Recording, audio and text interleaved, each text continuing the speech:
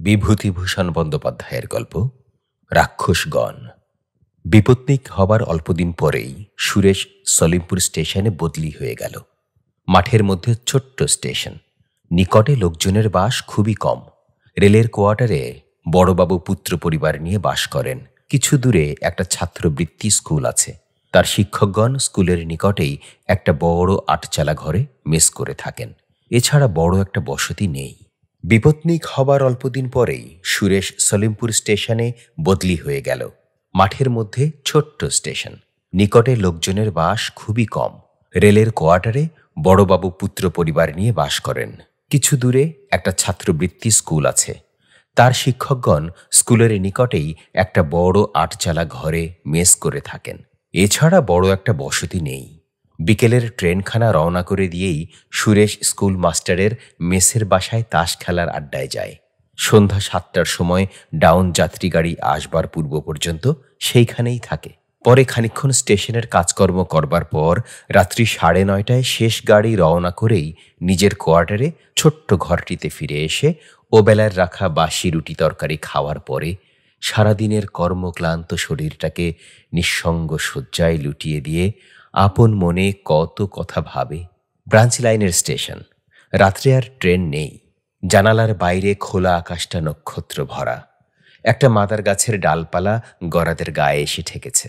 মনে পড়ে মৃত্যুর পূর্বে নলিনী তার হাত নিজের দুখানি রোগ ও জীর্ণ দুর্বল হাতের মধ্যে নিয়ে হাসি মুখে বলেছিল, আমার একটা কথা রাখবে লক্ষ্মীটি, ফের বিয়ে করো, কথা রাখবে ঠিক, বলো।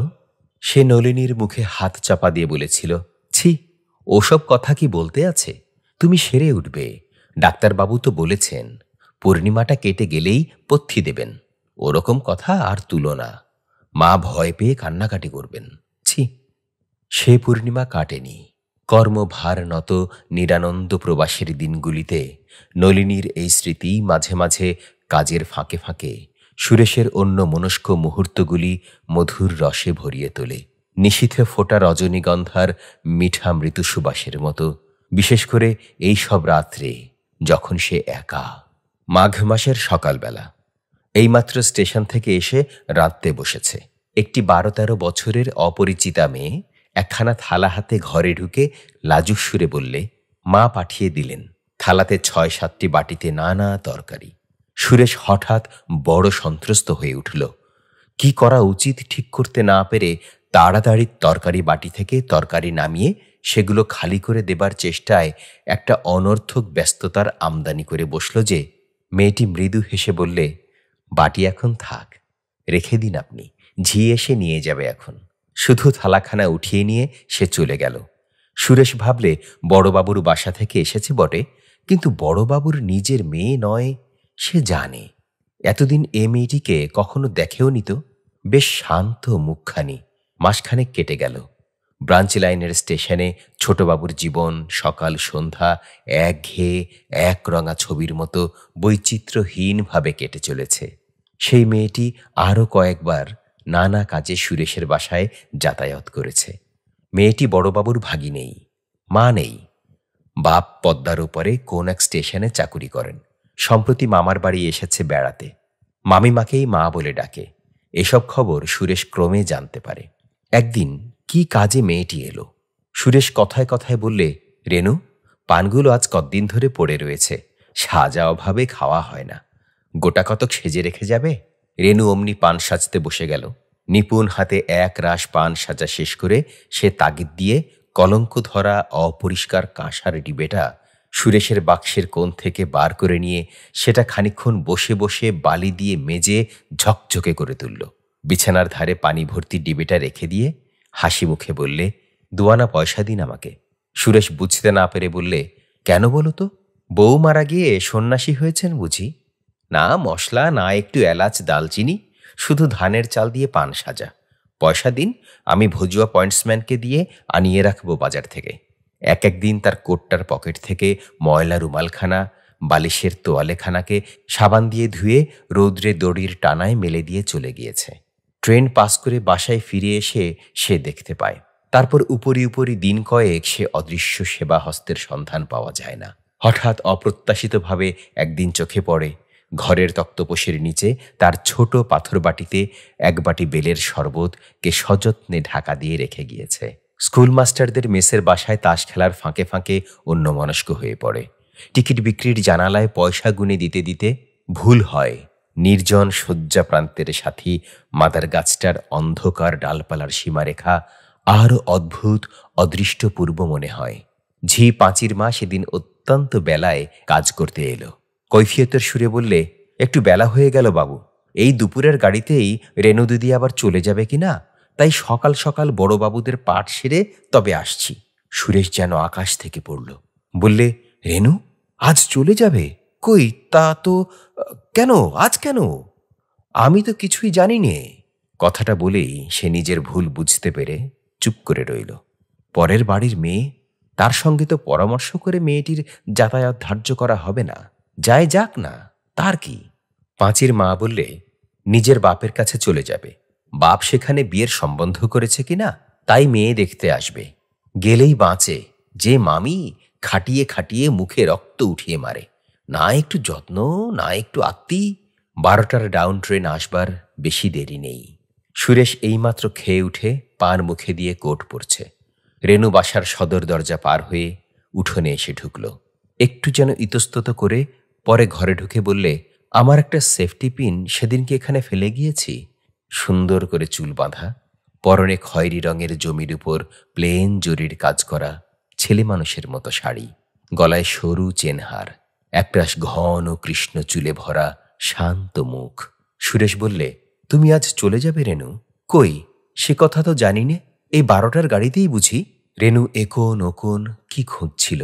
বললে, আবার এই কাঁচের গ্লাসটা সোজা করে বসিয়ে রেখেছেন। একটা ভেঙেছেন যে এমনি করে সেদিন। হ্যাঁ, আমি তো এই গাড়িতেই যাব। একটা সেফটি পিন দেখেছেন কোথাও? কোন প্রশ্নটির উত্তর সুরেশ আগে দেবে ভেবে ঠিক করার আগেই রেণু বলে উঠল, না, সে পাওয়া যাবে না। আচ্ছা, আমি যাই, গাড়ি এলো বলে। কথা শেষ করেই হঠাৎ সে সুরেশের পায়ের কাছে উপুর হয়ে প্রণাম করে উঠে শান্ত নত মুখে সদর দরজা পার হয়ে চলে গেল। পূর্বেও কেউ ঘরে ছিল না, এখনো কেউ নেই। তবুও সন্ধ্যার ট্রেনখানা পাস করে দিয়ে বাসায় ফিরে এসে সুরেশের মনে হলো সব খালি, কেউ কোথাও নেই। ঘরের আসবাবপত্র শূন্যতায় ভরা। মাসখানেক পরে বড়বাবু সুরেশের কাছে এক অভাবনীয় প্রস্তাব উত্থাপিত করলেন। সে তার ভগ্নিপতির স্বঘর, বিশেষত রেণু মেয়েটিকে সে অবশ্যই দেখেছে। সংক্ষেপে রেণুর সঙ্গে তার বিয়ের প্রস্তাব। প্রথমে সুরেশের কথাটা যেন বিশ্বাস করতে ইচ্ছা হলো না, পরে চুপ করে রইল। বড়বাবু প্রবীণ ব্যক্তি, সুরেশের বয়স সবে 23। সুতরাং বড়বাবু সুরেশের সঙ্গে এই বিষয়ে বেশি আর কোনো কথাবার্তার আবশ্যক দেখলেন না। তার কাছে ঠিকানা জেনে নিয়ে তার জ্যাঠামশাইকে পত্র দিলেন। বিবাহের যোগাযোগ ও অন্যান্য কথাবার্তা চলতে লাগল। ইতিমধ্যে সুরেশের জ্যাঠামশাই রেণুর বাপের কর্মস্থানে পাত্রী দেখে এসে সুরেশকে ও বড়বাবুকে জানালেন, পাত্রী সুন্দরী, তাদের খুব পছন্দ হয়েছে। সামনের মাসেই শুভ কাজ সম্পন্ন হয়, এই তার ইচ্ছা। শীঘ্রই কিন্তু একটু গোল বেঁধে গেল। উভয়ের ঠিকুজি কোষ্ঠী মেলাতে গিয়ে দেখা গেল মেয়ের রাক্ষসগণ। মিলনের বহু বাধা, নক্ষত্রেরা সব তির্যক গতিতে অবস্থান করছেন। বিবাহ অসম্ভব। সুরেশের বিধবা মা কেঁদে বললেন, তার ছেলের নরগণ, তিনি কখনোই এ পাত্রীর সঙ্গে ছেলের বিয়ে দেবেন না। জ্যাঠামশাইও সম্মতি দিতে পারলেন না। তবে খুব দুঃখিত হলেন, কারণ মেয়েটিকে তার ভারী ভালো লেগেছিল। সুরেশ বাড়িতে চিঠিপত্র দেওয়া একেবারে বন্ধ করে দিলে। তবে তার সগ্রামস্থ কোনো বন্ধুকে লিখিত পত্রের সংবাদে বাড়ির সকলে জানতে পারলে যে সে শীঘ্রই গেরুয়া ধারণ করে রামকৃষ্ণ মঠে যোগ দেবে। সুরেশের মা দেশ থেকে রেলের বাসায় এসে পড়লেন। নানা মতে বোঝালেন, কান্নাকাটিও কম করলেন না। পাঁচির মার মুখে রেণু ও সুরেশের পূর্ব পরিচয়ের কথা সব শুনে বললেন, কোথাকার এক রাক্ষসী সে আমার ছেলেকে ফাঁদ পেতে ধরতে এসেছিল। তোর বিয়ে না হয় এমনি বেঁচে থাক, দরকার নেই আমার ছেলে বউয়ের সেবার, ইত্যাদি।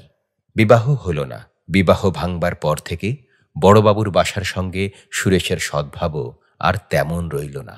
বড়বাবু আর ভালো করে কথাই বলেন না। বছর ঘুরতে না ঘুরতে সুরেশের অন্যত্র বিবাহ হয়ে গেল।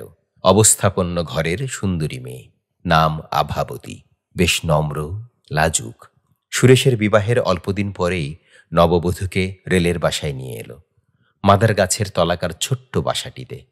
তারপর তারা দুজনে যে সুখের নীড় বাঁধল, সুরেশের তা কত সীমাহীন নির্জন রাত্রির স্বপ্ন। শেষ পর্যন্ত সুরেশের মনে হলো ভালোই হয়েছে সে বিয়েটা না হয়ে। গণকের কথা একেবারে উড়িয়ে দেবার জিনিস তো আর নয়। ভগবান যা করেন মঙ্গলের জন্যই করেন। ইতিমধ্যে আরও দুটো খবর সে পেয়েছে। রেনুর বিবাহ কোনো রকমে হয়ে গিয়েছে এবং বিবাহের কিছুদিন পরেই রেনুর বাপ কলেরায় মারা গিয়েছেন। আরও 1 বছর কাটল। আভাবতী শুধু যে দেখতে সুন্দরী তা নয়, তার আয়-পয়ও যে খুব ভালো তার প্রমাণও শীঘ্র উপস্থিত হল। সুরেশ বিখ্যাত পাটের ব্যবসায়ের গঞ্জ রসুলপুর স্টেশনের অস্থায়ী চার্জ পেয়ে বদলির হুকুম তামিল করবার জন্য প্রস্তুত হল। মাইনেও গেল বেড়ে। যাবার দিন ক্রমেই নিকটে এসে গেল। স্কুল মাস্টারেরা মেসের বাসায় তাকে এক বিদায় ভোজে নিমন্ত্রণ করে আকণ্ঠ খিচুড়ি ও ইলিশ মাছ ভাজা খাওয়ালেন। সে চলে যাওয়াতে যে সলিমপুরের বিশেষ ক্ষতির কারণ ঘটল, এ সম্বন্ধে নিমন্ত্রিত ব্যক্তিগণের কারো দুমত দেখা গেল না। সে অভাব ভবিষ্যতে পূরণ হওয়ার বিষয়েও অনেকেই সন্দেহ প্রকাশ করলেন। রওনা হবার পূর্বদিন সারা বিকেল ধরে জিনিসপত্র গোছানো হলো। আভাবতী ভারী গোছালো মেয়ে। সন্ধ্যার আগেই সব জিনিস বাঁধা ছাদা ঠিক হয়ে গেল। মায়ের ট্রাক বন্ধ করার আগে স্বামীর আয়না, চিরুনি, পানের ডিবেটি সকলের উপরে রাখা পর্যন্ত। পাছে বা কখনো পথে দরকার হয়। সকাল 9:30টার ডাউন যাত্রী গাড়ি স্টেশনে এসে লাগলো। ছোট্ট স্টেশন, বেশিক্ষণ গাড়ি দাঁড়ায় না। যাত্রীর দল কে কার ঘাড়ে পড়ে এই রকম অবস্থায় উঠানামা করছে। সুরেশ স্টেশনের কুলিদের সাহায্যে মালপত্র উঠানোর ব্যবস্থা করে স্ত্রীকে মেয়ে কামরায় তুলে দিতে গেল। মেয়ে গাড়ির সামনে প্ল্যাটফর্মের কৃষ্ণচূড়া গাছটার তলায় এইমাত্র একটি অল্প বয়সী মেয়ে গাড়ি থেকে নেমে দাঁড়িয়ে সম্ভবত মালপত্র নামাবার অপেক্ষা করছে। সঙ্গে একজন প্রৌঢ়া এবং ছোট্ট ট্রাঙ্ক ও একটা বড় বোঁচকা নিকটে নামালো। সুরেশ হঠাৎ থমকে দাঁড়িয়ে গেল। আর একবার ভালো করে চেয়ে দেখলে, না, তার ভুল হয়নি। ঠিকই দেখেছে সে। সরু পাড় ধুতি পরা, হাত খালি, মাথায় আধরুক্ষ চুল, বিধবা বেশি রেনু। সুরেশ সেখানে আর দাঁড়াতে পারল না। দিশেহারা ভাবে এসে নিজের গাড়িতে উঠল। রেনু সম্ভবত তাকে দেখেনি। তার চোখ অন্যদিকে ফেরানো ছিল। সুরেশের সারা শরীর দিয়ে কি যেন একটা ঝাঁঝ বেরুচ্ছিল। নিজের কতকটা অজ্ঞাতসারে তার মনে হলো, কি বেঁচেই গিয়েছি। মার কথা যদি তখন না শুনতাম, রাক্ষসীর ফাঁদই তো বটে। আটকে ছিল তো পা, আর একটু হলেই ফাঁদে। তার আরও মনে হলো বড়বাবু এ খবর পূর্বেই জানতেন, কিন্তু প্রচার হতে না দিয়ে গোপন রেখেছিলেন।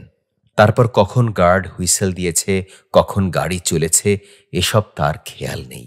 কৃষ্ণচূড়া গাছের সামনে আসতে সে চেয়ে দেখলে প্ল্যাটফর্মের পূর্ব দিকে তারের বেড়ার উপরকার খিলান বসানো পাকা ধাপ ডিঙিয়ে আগে আগে মালপত্র হাতে ভজুয়া পয়েন্টসম্যান, পিছনে প্রৌঢ়াটি ও সর্বশেষে নম্রমুখী রেনু বড়বাবুর কোয়ার্টারের দিকে চলেছে। হঠাৎ সুরেশের মনে দূর সম্পর্কিত সহানুভূতিশূন্য এক আত্মীয়ের দ্বারস্থ এই পিতৃমাতৃহীনা নিরাপরাধা অভাগিনী বালিকার ছবিটি সম্পূর্ণ অন্যভাবে ফিরে এলো। কার অপরাধে এই প্রস্ফুট মুকুল প্রথম বসন্তের দিনে তার জীবনের আনন্দদ্বীপটি নির্বাপিত হয়ে গেল চিরদিনের মতো?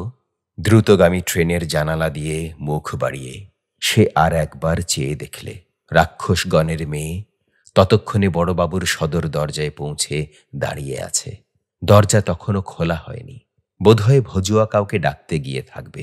পদবৃদ্ধিজনিত কিছুক্ষণ পূর্বের সে আনন্দ সুরেশ আর মনের মধ্যে খুঁজে পেল না।